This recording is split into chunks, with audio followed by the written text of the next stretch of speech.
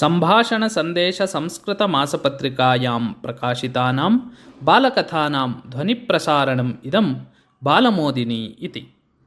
500 पूर्वं घटिता घटना एषा। काचित् विधवा पुत्रेण सह निवसति स्म। दारिद्र्यमयं जीवनं तयोः।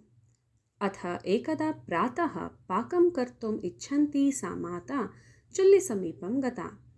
चुल्ल्याम् अग्निः सर्वथा निर्विण्णः आसीत्। अतः माता पुत्रम् अवदत्, वत्स, पार्श्वगृहं गत्वा तप्ताङ्गारान् आनय इति। बालः एतत् अङ्गीकृत्य पार्श्वस्थधनिकगृहम् अगच्छत्। गृहस्य पुरतः अग्नेः पार्श्वे कश्चन सेवकः उपविष्टः आसीत्। बालः तम् अवदत्, केचन तप्ताङ्गाराः दीयन्ताम् आर्य इति।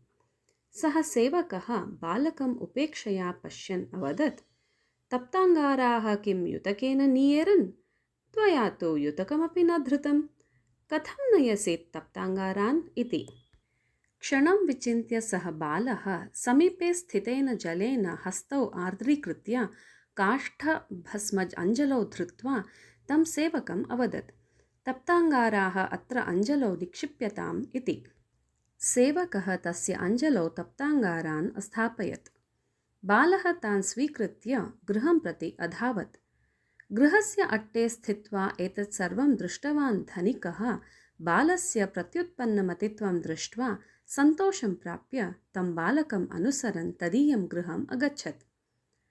आगच्छन्तं धनिकं दृष्ट्वा मम पुत्रेण कोऽपि दोषः आचरितः स्यात् इति विचिन्त्य भीता बालकस्य माता दैन्येन अवदत्, महाशय, अज्ञानकारणतः मम पुत्रेण यदि कोऽपि दोषः कृतः स्यात् तर्हि कृपया क्षमा दर्शनीया इति।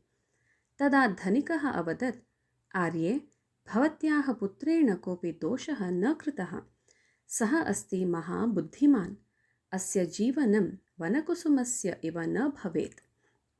अयं विद्यालयं गत्वा ज्ञानं सम्पादयेत्। अस्य शिक्षणव्यवस्था मया करिष्यते। कृपया एतत् अनुमन्तव्यं भवत्या इति। माता सहर्षम् एतत् अनुमतवती। सः बालः विद्यालयं प्रति गमनम् आरब्धवान्।